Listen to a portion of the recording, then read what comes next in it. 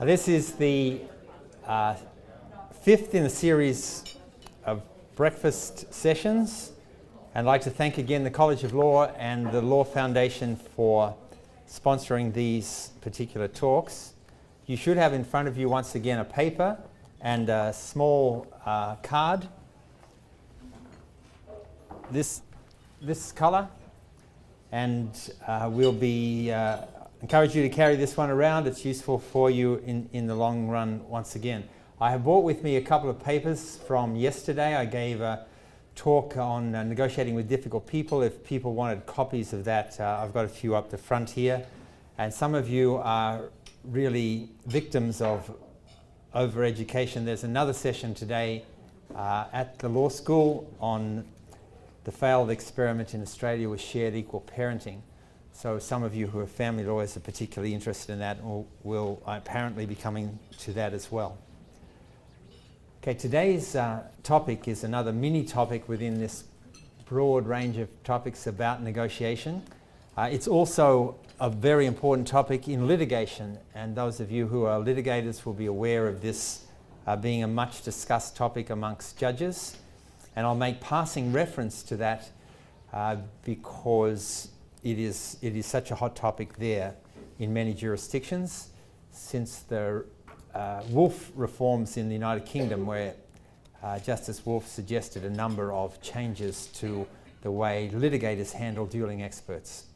All right, so I'll walk you through the paper and try and give some illustrations as I go. This is a particularly hot topic for me because in my world as a mediator, the most common dueling expert I come across are dueling valuers.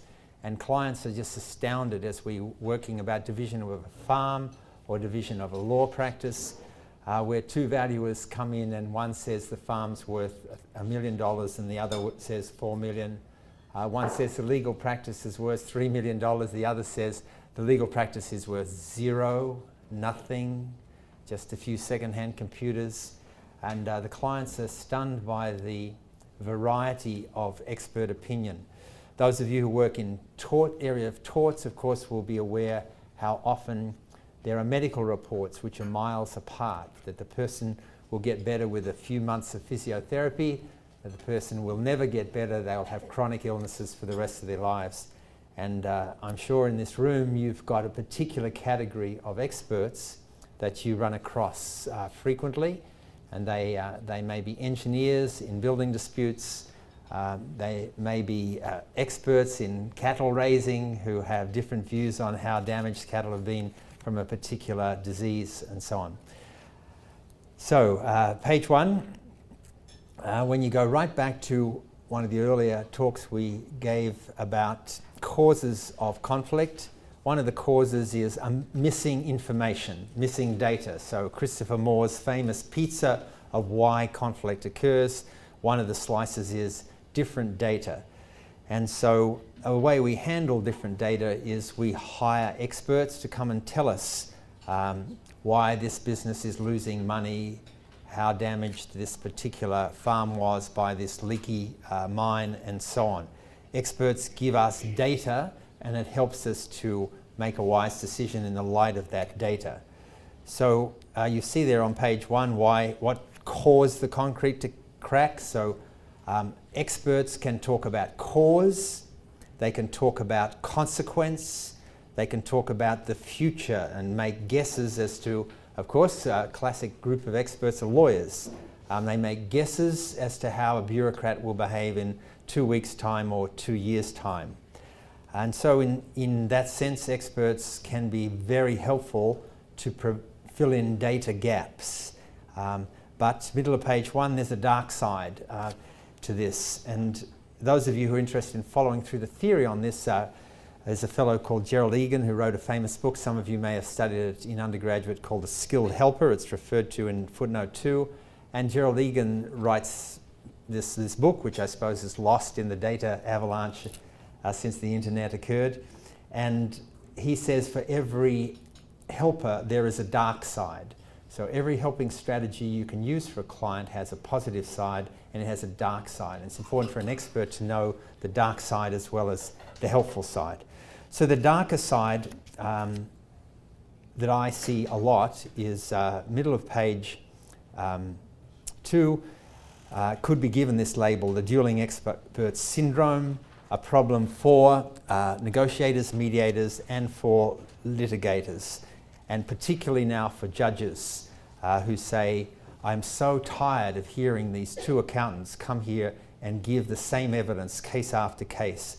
I could give their evidence, I know exactly what they're going to say. Likewise with doctors, and then likewise with lawyers. I know exactly what you're going to say, Mr. Wade. You've said it for the last 20 years. So what is Dueling Experts Syndrome? And here you've got, well, I'll take you back for some revision, some of the standard hurdles and glitches which mediators and negotiators encounter. You'll see on the very last page of your paper, I've given you a typology of hurdles. So when you study negotiations, you tend to study preparation, skills, process, and hurdles. What are the standard bumps when you put up a wall, when you dig a hole, when you put in plumbing? And here, what are the standard hurdles? You've got a list of them on page 14, and there are some of them, and of course Dueling Experts is one of the standard hurdles.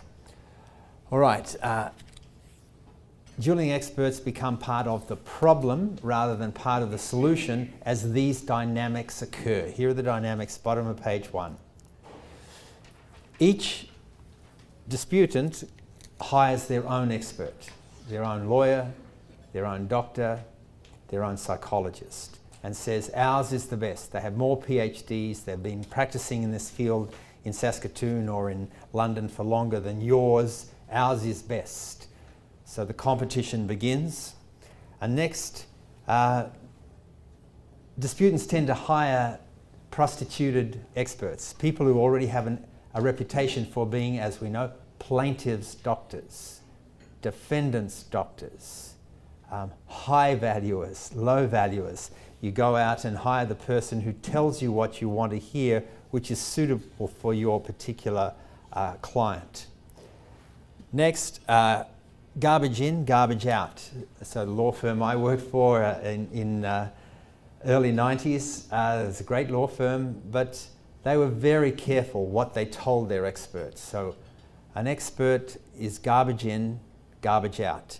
So we would give instructions to the expert which suited our clients so that the expert gave us an opinion which suited our client, and we knew the other side were doing exactly the same.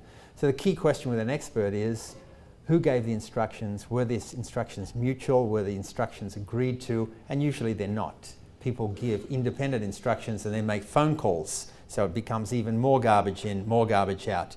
Next, remember who is paying you. The subtle message which is given to the expert, I'm paying you, so you know what I need. Experts are told, they were, particularly in the firm I worked for, and now as a mediator I see it, they're told, do not consult with the other expert. You must live in delusionary isolation. You must form your opinion without brainstorming with the other competing expert.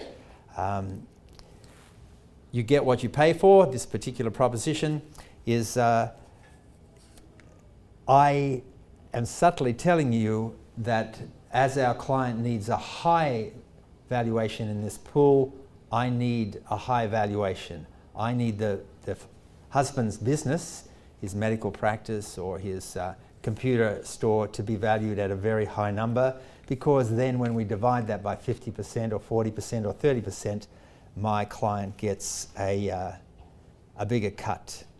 The report is then written without setting out the instructions going in. The instruction letters are not attached to the report, and then the expert does not say, and I received 4 phone calls from the law firm or 4 phone calls from the CEO who, and this is the context of the phone calls. So once again, you get garbage in, garbage out repeated, because the report is not telling you what was said to the expert as they were preparing this report and whether they were allowed to make phone calls. So one of my roles as a mediator is to actually have a meeting and we negotiate how we will instruct the expert, who is allowed to speak to them, for how long. And usually it is, you can only speak to the expert in the presence of the other party. You must never phone them or answer a phone call from them without the other party then being asked to be present, so that you're trying to modify garbage in, garbage out. Over the page, experts, at least in the little world I occupy, tend not to write range reports. They don't say the value of the business could be anywhere between 1 million and 3 million, depending upon these 27 factors. They tend to say the value is 2.73 million. They don't give you ranges, whereas all negotiators are told ranges are essential. Life is too uncertain to be dealing with rights, entitlements, and justice. Sometimes the reports, in order to justify the high fees that are charged, are very long, 40 pages, 50 pages, and they have nice graphs and flowcharts and all this sort of thing. And when the clients say, what does this mean? I say, well, I'm not quite sure. I'll try and get people to summarize it. So the basic rule should be you write the report in language that a 12-year-old can understand, but that doesn't always happen. So there's a kind of complexity attached. Then the games played with draft reports. I don't know whether you are into the gamesmanship that we used to be in, but you'd hire someone and say, you must show me, part of your contract is to show me your draft report. Then if we don't like your draft, we sack you. In other words, you never produce a final report. Or you keep producing drafts till the draft says what we want it to say. So very clear instructions to the expert: you must never show your draft to anyone except us. I don't want any doubts with the final report. And then on page 2, you see the next dynamic. So we're getting escalating dynamics which push you towards this syndrome of dueling experts. In the world that I lived in, because, well, it was a fairly big city, it was Sydney, it's 4 million people, so experts tend to be known to one another, and they have grudges from previous encounters, a previous piece of litigation where your report was preferred over mine. There are a lot of baggage being carried, and they're very competitive, high-octane kind of people. So it becomes personal fairly quickly, the expert trying to get payback with this report over the one they didn't do so well on 2 years ago. And then we go on to, you've got a wonderful quote on page 2 from Wayne Brazil. If any of you don't have enough to read at the moment, always read go for the authors, don't go for the topic. Always read anything that Wayne Brazil has published. He's a remarkable human being, 6'6", elegant sort of fellow. He was a senior magistrate in San Francisco area for about 20 years, and he pioneered all kinds of mediation and early neutral evaluation projects. He's a pracademic, and everything he did, he tried then to reflect on and write about. So you've got, if you just take a moment on page 2 and have a look at that fantastic quote from him,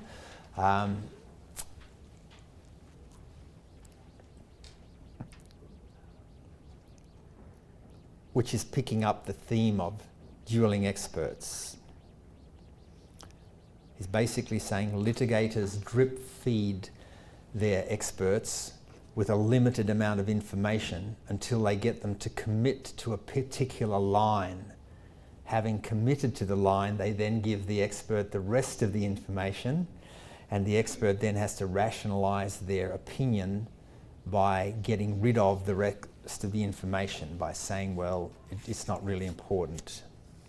So that's the world he occupied, that's what he saw, and certainly that's what I see. So this is where the expert makes a transition from being part of the solution to being now another layer of the problem. We've now got a problem. The lawyers are the problem. They're the dueling experts, or the valuers are the problem. Bottom of page 2, with most of these situations there is a tension, because perhaps dueling expert syndrome is helpful sometimes, because the normal the normal dynamics of negotiation, as we've seen in this series, is that it has a predictable process. People begin with an opening offer. They begin with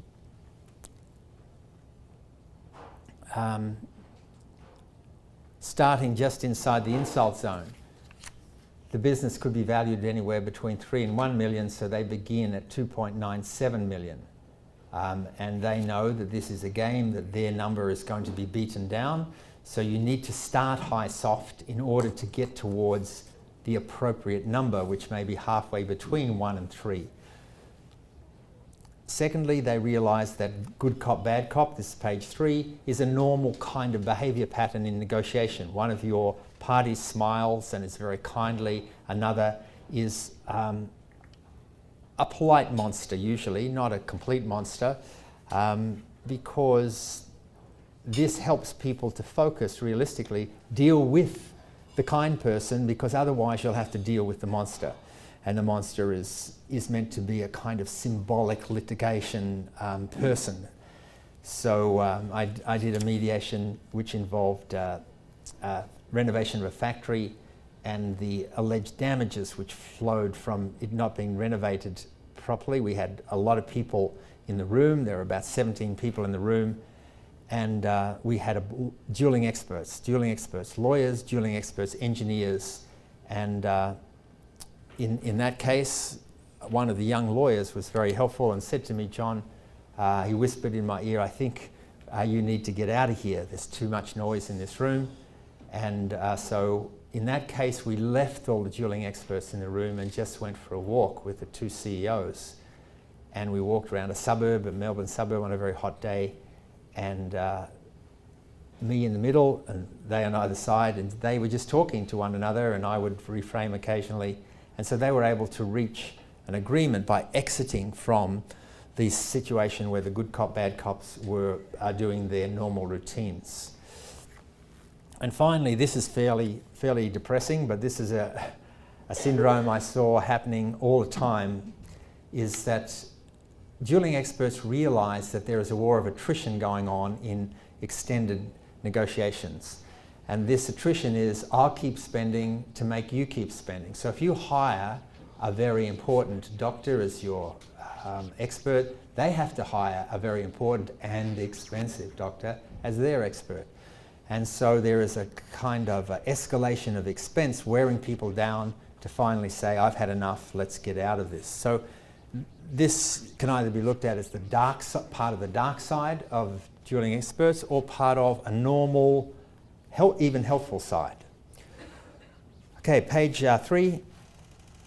There you've got dueling experts is the old graph we looked at in one of the earlier classes. Tend to start down here, just inside the insult zone. Remember, the insult zone is the number which has no market support, 0 market support. But you find a number down here which has got moderate market support or dubious market support. The other person finds it here, and you dance towards some number in between.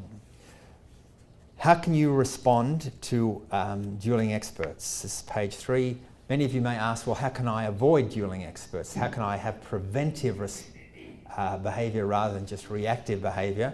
And this paper is not particularly about preventive, but again, many of you will know that one of the standard preventative measures is just to say to people, what if? What if, remember William Shakespeare? If is the great peacemaker.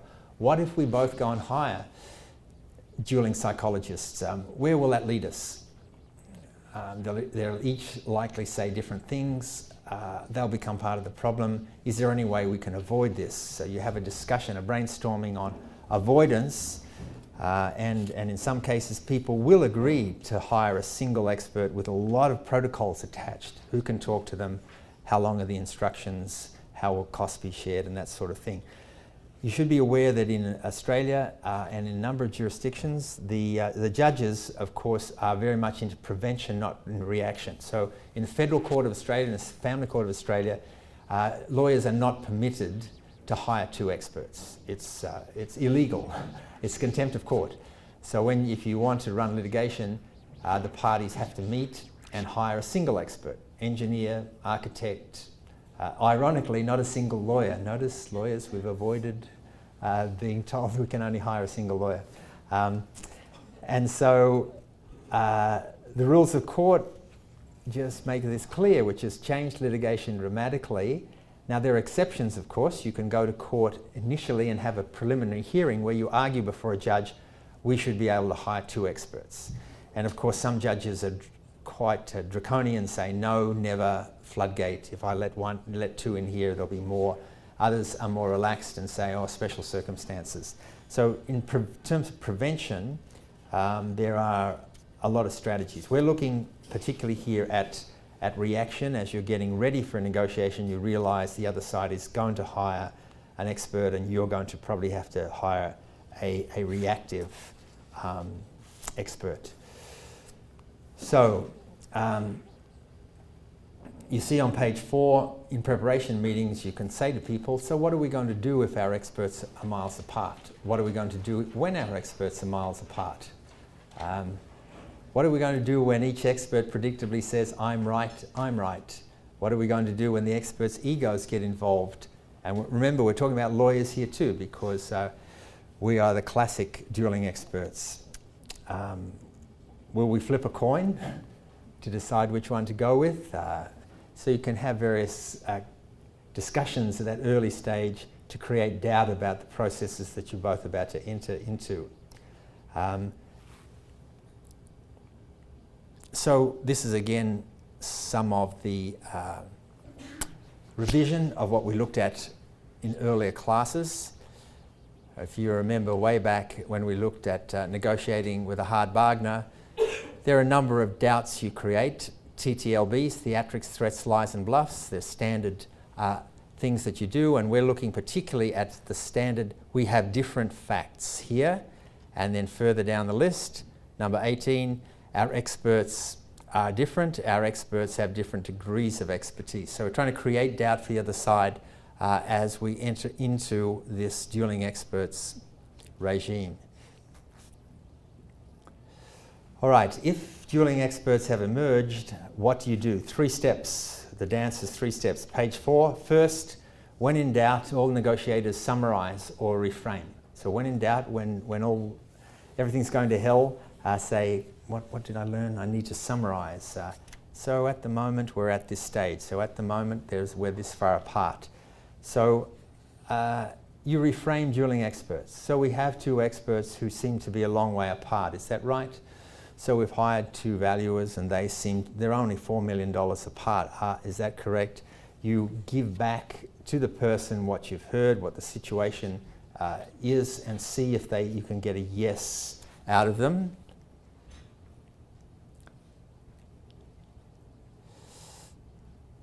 Next, all good negotiators can turn a statement into a question. And questions tend to start with how or what to become problem-solving questions.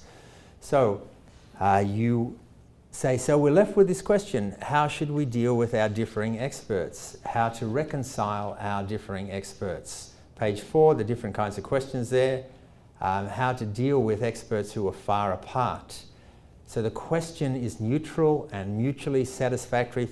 It doesn't contain blame. It doesn't say our crazy experts or our stupid experts, or how to make sure your expert gives a better opinion than they're currently giving.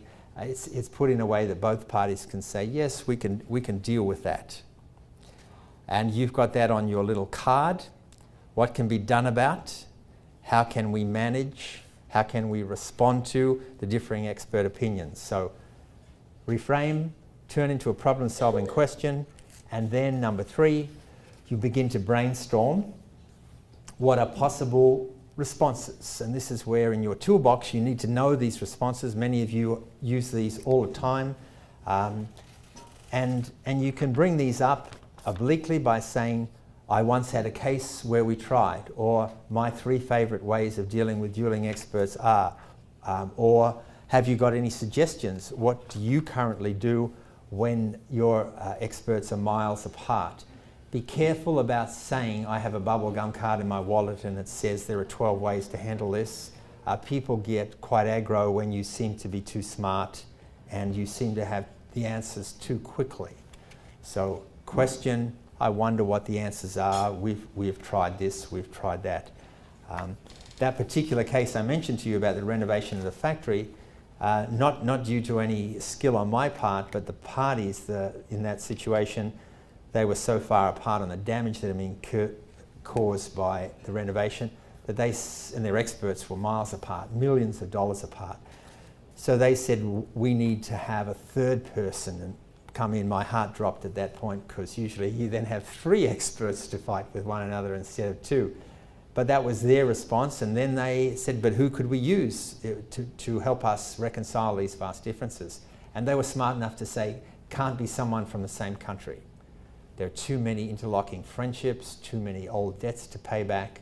So they went to New Zealand and found an expert in renovation of factories. And again, my heart was dropping, because I thought, well, how far are they going to take notice of this outsider? But it turned out he was a very skilled person linguistically. He was very skilled at sitting with people who were angry and listening to each of them and then summarizing. So we have 2 views here. Well, my experience has been, when factories are renovated, there is this kind of delay before productivity starts. This is normal. This kind of delay is in the range. So he was very, very helpful and helped that, that particular dispute find a solution. Okay, so once you've got the question up and you start to brainstorm a list of possible responses, you know that the list is only 12 long, but you can have hybrids within that 12. So I'm going to take you through this, and perhaps you can think of cases you're involved in and in negotiations you're involved in, where you've used one of these to try to deal with the conflicting opinions of the experts. And these are just mentioned. Some of these don't work, but I'll mention to you because people love to try them. So what can be done about differing expert opinions? And you might put in currently, to help people realize that most current differences find a solution. Don't despair. First, bottom of page 5, try to convince. This one doesn't work, okay? But everyone wants to try it. So they say, John, I'd like to say something about that particular engineer, and our expert engineer here is, now our engineer has been working in this field for 32 years. He lives in the suburbs in this particular area. He understands the going rates of properties and businesses, blah, blah, blah, blah, blah, blah. The other side glaze over after about 3 sentences. They're not listening to any of this because they're getting their speech ready about their expert. Well, our expert has got a PhD in valuation of businesses, blah, blah, blah, blah, blah. And so you can try that, but usually if you're going to do this, you should just put a time limit on that. Let's talk for a while about the relative expertise of our doctors, and then we'll put an end to that. And you will have usually got nowhere. Occasionally you will have made some progress because someone on the other side will be rattled by the degree of experience of that expert who's been in the field for so long. Just be aware, when you do this, there's a great loss of face for the experts. So they're going to fight to the death because they want to be employed again in the future. You're actually attacking their credibility and their expertise. So it may have to be done privately if you want to take that particular dynamic out of it. Next, this is also an option, but depending how it's done, this is where fine-tuning of these options is very important. You know, the art of expertise is fine distinctions.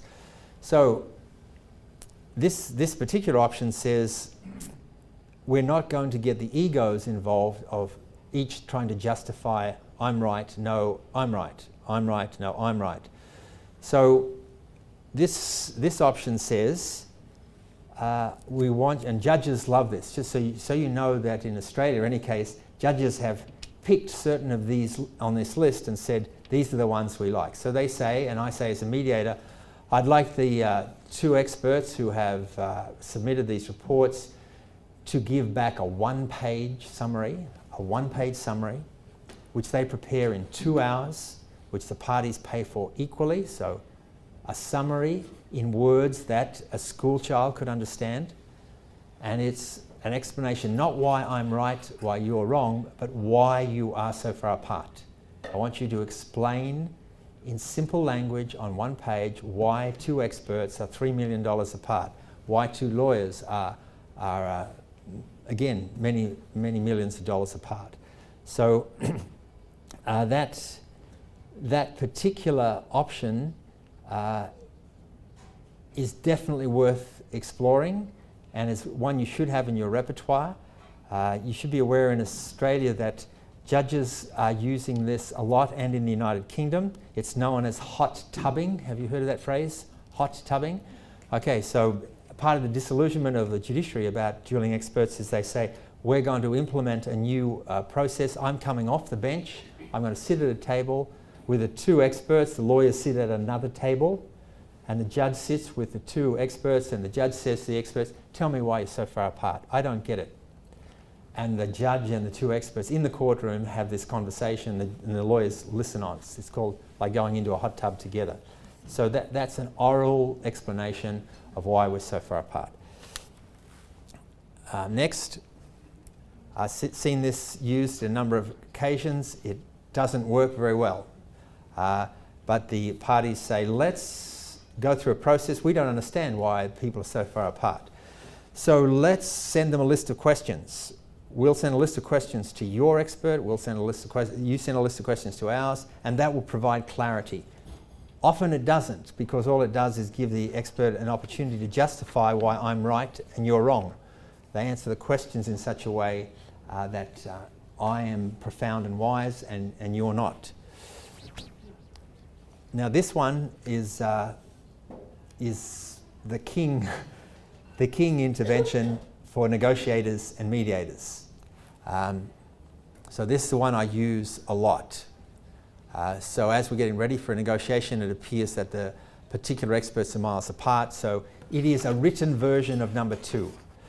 I want, whereas number 2 tends to emphasize the oral nature of it and the hot tubbing by the judges or hot tubbing by a mediator, you say, I want this to actually be put on paper, 1 page, and I don't want to waste any of the parties' time in sitting around cross-examining experts, and I don't want to put the experts in a difficult position, so it must be a dot point, 1 page, and here's the key, it must be signed by both experts. It must be signed by both experts. Experts will tend to say, oh, I'll give you a page as to why we're so far apart. And the other says, I'll give you a page too. So all it does is reinforce the difference as between them. But if you get them to sign the same page, they are explaining jointly why we're apart. We're using different methods of valuing goodwill. We're using different methods of valuing goods and chattels and different depreciation rates. So I encourage you to use number 4 a lot. You can play bumbling Columbo. You can say, I don't really understand all these reports. These are very difficult. All these pages, all this technical language. I need some help here. Could we ask the experts to just give us a 1-page signed jointly, and we'll split the costs of this 1 page. Now some experts will resist this because it's going to undermine one of the reasons they were hired, to show that they're right, the other person's wrong. They're starting to just explain we're using different methodology, we're working on different facts, we're working on different evidence to come to our opinion. Okay, page 8.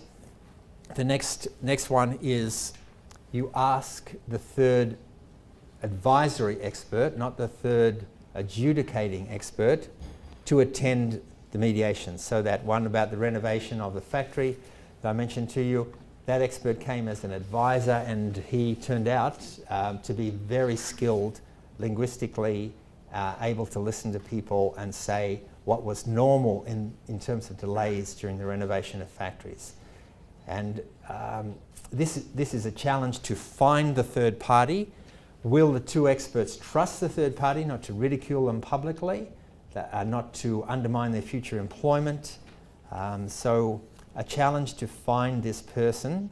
I've had accountants attend as advisory third accountants who've done really excellent work as well, working with the 2 dueling accountants to say, you tell me more about the information or the criteria that was used for that particular decision. Did it take into account the possible development of this expressway down this side of the business? If a judge found that there was an expressway likely to be developed, would that change your valuation? Notice again, if the great word, if there was this extra fact, would you change? And the answer always is yes, of course I would. Next, you actually ask, so here's a nuance on number 5, you ask the advisory expert to be present, but also to write a non-binding opinion. In my opinion, looking at the two expert opinions and looking at this extra information we've collected, this is the kind of outcome that I would see as likely. This patient with this kind of treatment, there's a probability that they will recover within 3 years.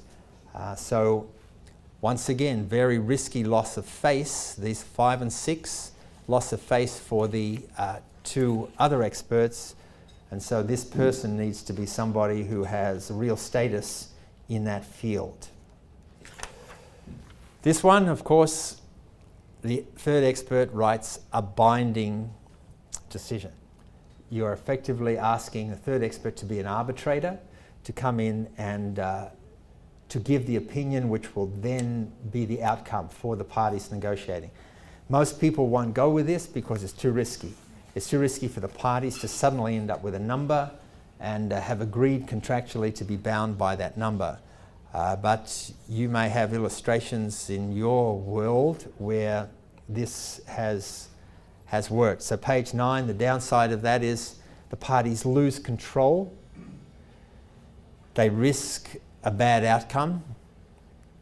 It's usually expensive because the third expert's going to charge you quite a lot to become an arbitrator because they risk loss of reputation as well. It's a kind of clone of some of the disadvantages of litigation, and there's a horrible tendency of experts to do what? Split the difference, split the difference. So when they split the difference, people say, I paid all that money for what I could have done on the back of an envelope. So can I get an indication in the room, just for people calling out, from your experience, what are the kinds of dueling experts that you encounter in the fields that you're working in? Before I'll get you later to say which of these responses you've seen most often. What kind of experts do you find in your world are either the helpers or the problems?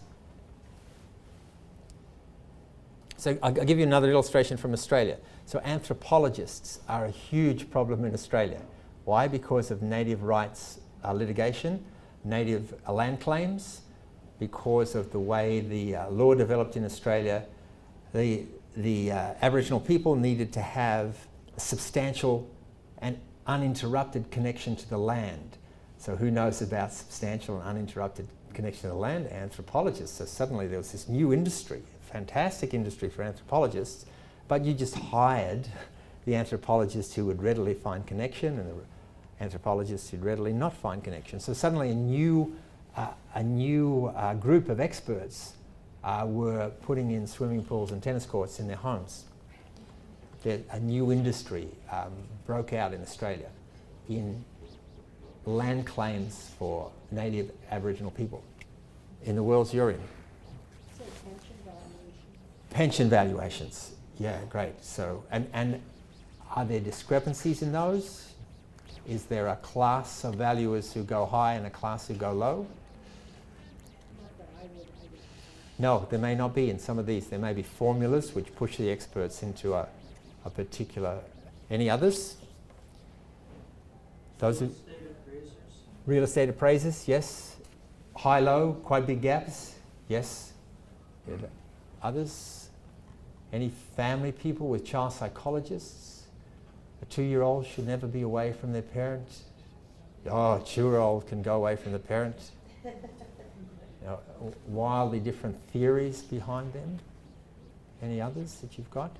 Construction people, there should be engineers who give you wildly different estimates as to cost of repair of particular defects. Okay, so we've got up to 7. The third expert writes the binding decision, and then 8. So 4 and 8 are my favourites. 4, and 8. 8 is one that you really need, I think, to work on, to have in your repertoire. I think most of you have got that in your repertoire already. So this is the what if option. The what if option, where you say to the expert, what if the facts changed? Would your opinion change? The answer, that's a Dorothy Dix question, of course. Okay, so let's go through some of the what ifs. What if a judge found, and then you add the variables. What if a judge found that the child already was very comfortable with her father? Oh, well, if the judge found that, then the judge, my opinion that the child couldn't be away from the mother would change, because the judge would have added a new factual dimension. Oh, I see, okay. So immediately that there's a qualification on the expert's opinion, you've started to split the team, because the client says, oh, I see, it's not quite as watertight as I thought. So the what ifs need to be thought through. What if there was a subdivision allowed in the neighbouring paddock? What if the council decided that you could have residential property next door? Would that change your value? Oh, of course it would change my valuation.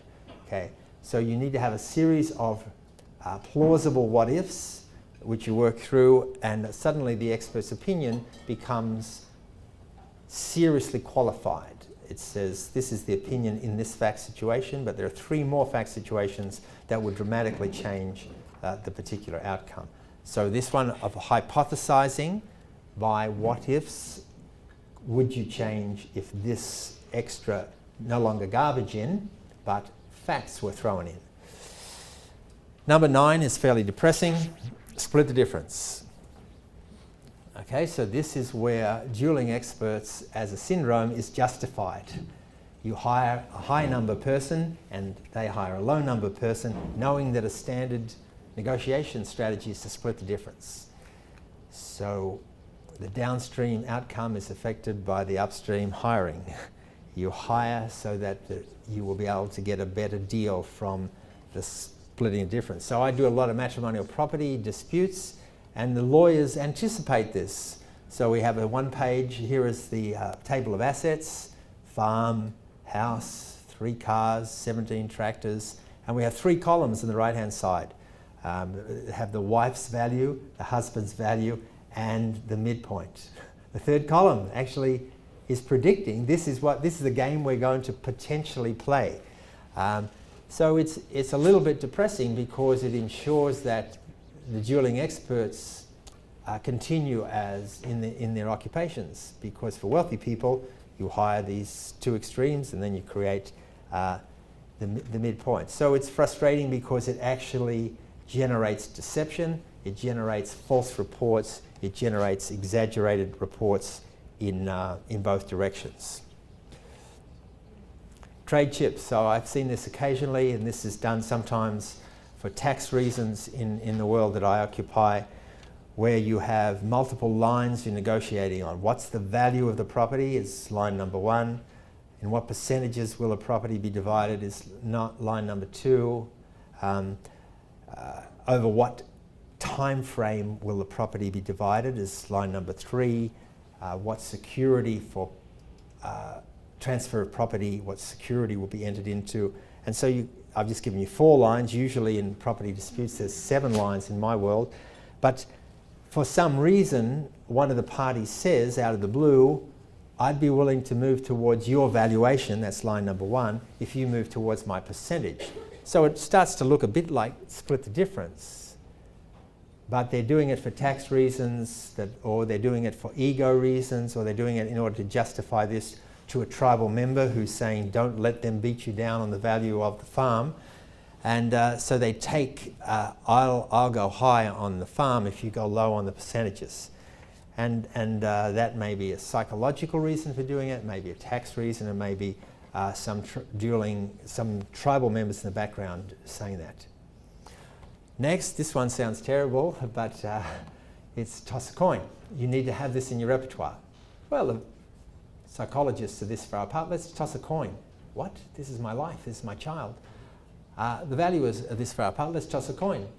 So, or one of the methods we can deal with this is by chance, by tossing a coin. So tossing a coin is a much more savage version of number 9, of splitting the difference. And it's usually emotionally so outrageous that people say, isn't there a better way of doing this? So they go, it's good cop, bad cop in terms of options. They go back to look at some of the others. But you should know that some entrepreneurs, I've mentioned this to you before, are willing to toss coins to resolve disputes because they live with high risk, they understand risk, and they want to get back to the office without loss of face and have this resolved. Now the last one is very dangerous in Australia.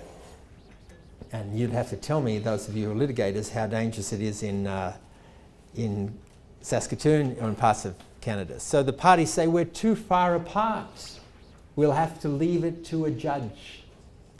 Now the case law in Australia says judges are not allowed to split the difference. Judges are not allowed to do number 9. But guess what? The judges do that surreptitiously. They look at the 2 reports and they say, I'll take pages 1 to 7 of your report and pages 8 to 11 of your report. So judges have to make decisions on evidence. They're not allowed to split the difference or toss a coin. But they can backdoor method split the difference by taking part of each of the experts' reports and thereby still having evidence for their conclusion to split the difference. So there's the first problem, is just going to a judge doesn't mean that one expert will win and one expert will lose. Next problem in Australia is judges, they don't want these cases coming to them. They just say, go outside, go to mediation. You say, but we've tried that. You say, I don't, try again. They say, try again. But it costs us a lot of money, Your Honor. Try again. It's amazing what you can do when you try, Mr. Wade. Next. So there's a real aggression towards the legal profession when they bring in dueling experts. The judges have got better things to do with the taxpayers' time than to sit and listen to another group of accountants or engineers talk to one another. Be careful in some jurisdictions, and I don't know whether you've got that aggression coming from the bench. I'm told from my friends in BC that the legal system, the judicial system in Canada is in worse shape than it is in Australia in terms of delay and expense and uncertainty. But I don't know whether you've then had the aggressive judges come back and make the courtroom actually a hostile place for lawyers to practice. So they are turfed out and told to settle. So the other response, a number of judges I know are using for. So you say, oh, well, we'll go back and let a judge decide. The judge just says, I'm not interested in hearing this. Bring me back a 1-page summary as to why you're so far apart. When you've got that, I'll be able to understand all the babble that's in these 2 reports. So, and then this hottubbing is, and this is just in Australia, just in this, is what's called the Supreme Court, the state courts, because in the federal courts, you're not allowed to come in with dueling experts. You've got to come in with one expert. Hottubbing, where the judge sits down in the bay of the court around a table with the lawyers at another table watching and chats to the experts. So be careful when you throw it back to a judge, you may not get what you want. The judge is no fool, and he or she understands that there are options available and that the option of actually adjudicating on which expert's right may be a dangerous one.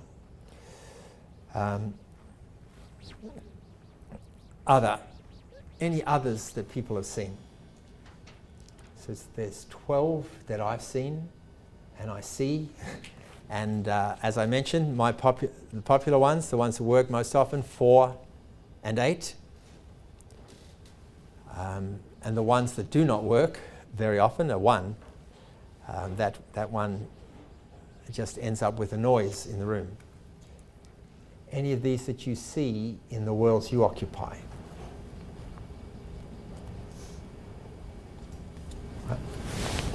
On occasion, I have had children of a reasonable age talk to one social worker, and then the social worker can come to the mediation to really be a bit of a voice for the children in the whole thing. Okay. I remember on one occasion, though, the parents said, well, they didn't tell us anything we didn't already know. Okay. So, And so in that case, it's really a single expert who's been brought in rather than dueling experts? That's right. Yes, and they're brought in as having the appropriate language to represent what the child is thinking, feeling, that sort of thing. Yes, so they're skilled in and trying to avoid the child becoming the enemy of the parents if the child was brought in. Yeah. Other situations. Yeah, Charmaine. I do some work with SGI, our government motor vehicle insurance, and they have their own medical consultants, which they use as their experts. And then the client will often have their own medical expert and will say something very different than what SGI's medical Yes, expert yes. said. And so in those, I've had some great success in convincing SGI to retain, so it's a joint retainer, but SGI pays for it, out of province medical experts that will then look at all, like both, like the Dueling Experts reports, all of the underlying medical information and also examine the client in person. So it becomes a comprehensive then assessment of Okay. basically saying like why there are these differences and what it is that they see and then All right, so Charmaine's, I'll just repeat that. So Charmaine's given a really helpful illustration. I assume these are motor vehicle injuries often? Yes. Where an insurer has a particular medical consultant, their hired expert, who leads, of course, to then the plaintiff hiring their own medical expert. And so one way of trying to deal with this is to encourage the insurer to be willing to pay for and use a medical expert outside of the province who's not connected, it doesn't have the old boy or the old girl system, and to give then some kind of opinion based upon their interview of the or interviews of the injured person. So that's a good illustration of, and is this, in that situation, Charmaine, is this number 6? Is it a non-binding, or are they saying we'll be bound by this? We generally agree that whatever the third-party expert says is what we'll do. We'll do, okay. Sometimes SGI doesn't want to do it, and so then we'll go and do it on our own. And then when we bring that in, it's usually the leverage to be able to get SGI back to the table. Okay, so trying to start with, number 7, would you be willing to accept this as a binding decision, and if they back off, then get a third expert to write some sort of non-binding opinion and bring it back as leverage in the negotiations? Any others? Yes, please. Just curious, John, in 5, 6, and 7, is your third expert coming in to review what the 2 experts have done already, or are they, because in Charmaine's case, it's almost like they're starting from scratch, and I see those as being different. Very different, yes, because they if they see what's already been written, then your fear is they'll just go to split the difference. That's the fear all the time. And they may end up splitting the difference in any case, but in my world, they are given access in 5, 6, and 7, they are given access to the reports of the other experts. But you could have a model where you say, we want you to start from scratch. And I don't know whether Charmaine's model, are they starting from scratch or they're seeing the reports? They do see the reports, but then they supplement what they see with their own assessment and the supporting information, almost like where the experts have previously on their own explained why they justified their opinion. Yes. Where they see differences, and then that third party comes in and assesses all of that. Okay. So it's in Charmaine's model also, they have seen the 2 reports, so you immediately as a negotiator fear that they will split the difference because that's their way of retaining credibility, as with arbitrators, with the people who they have to work with in the future, but maybe out of province helps. They don't have to work with those people. But in my little world, 5, 6, and 7, all those options, the third person has seen what's happened so far. And 5, 6, and 7 make me nervous because you just have another ego involved. But it sometimes has worked really, really well. Any other comments on what you are using or seeing used most often in your worlds? Yes? I've had occasion to use experts much, but in listening to your discussion, an idea struck me. You talked earlier about garbage in, garbage out, how the lawyers will control the information of the experts to contrive and maybe manipulate how the evidence is going to be brought forward in court. Is there something wrong with taking the high road? Is there something wrong with saying, if you think your expert's so independent and so great, let's switch experts. You give me your expert and I'll take my expert. Have you ever heard of that, or have you any thoughts about that? Never heard of it, but it's a heart-stopping option. Because the posturing on the other side is definitely going to have to look for the defibrillator. Yes. In that option, all of a sudden, if you've hired a plaintiff's doctor and you say, well, let's switch, and the plaintiff's doctor will give the opinion for the defendant, that would, I have never seen that happen, but it's worth suggesting, because it may be like tossing a coin. It would be quickly rejected, and you go back to look for other options. Would it not force the other side to be a little more forthcoming with respect to how they handle the information that they're giving their expert? Oh, absolutely, yeah. I think the ideal is to have the negotiations before we hire dueling experts. If we can't hire a single one, can we have an agreement as to what information we give? So in lawyer talk, it's joint instructions. Can we actually draft the documents together? Can we agree that they will be identical? Can we agree no phone calls at all? If there is a phone call, then it has to be by a conference call so the other person can hear what you say. I think that kind of negotiation, that due process negotiation, can be extremely helpful, because it modifies a few of the dynamics of dueling experts. But yeah, we'll have to add a 13th option to the bubblegum card now. Yeah. Any others? Okay, so my experience of this is, you've got on page 12, the risk of paralysis by analysis. That when clients, especially if they're not repeat players, as it says in the literature, if they're not experienced with this kind of dynamic, if they hear that hiring experts is so complicated, if they hear there are 12 options, it's like the old story is they asked the centipede how he walked with all those legs, and he never walked again. So it's a problem finding that life is complicated, but I think it's essential for experienced negotiators to understand this dynamic, that when it occurs, you give the demon a name, you label it, you say, so at the moment, our experts are a long way apart, and be able to then ask the question of what can be done about our different expert opinions, how to respond to our different expert opinions, and then to know that there are a bunch of standard options, ones you like, ones you don't like. And you have to be able to talk to clients who sometimes are very disillusioned with the justice system already, and now they discover that even expertise seems to be prostituted and complex.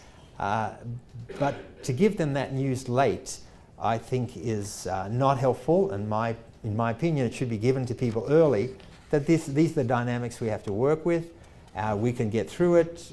Everyone gets through it somehow at some point, that there are menus available to deal with dueling experts. We may not like the menus. They are every option, as with Gerald Egan's comment, every skilled helping also has a dark side. But that's how life works. It's like medical treatment. Every skilled helping also has a dark side. So, conclusion, don't be ambushed by the standard hurdles.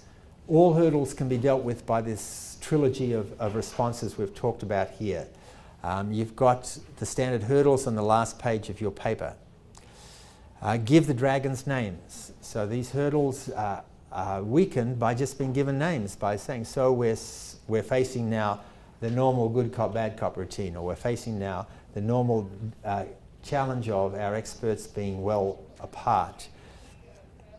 And then add the routine of acknowledging, reframing, and turning this into a question, a problem-solving question, a how or a what question, and saying, so which of these 4 responses, try not to give people 12 responses, they go back to the centipede when that happens, and add them to your toolbox.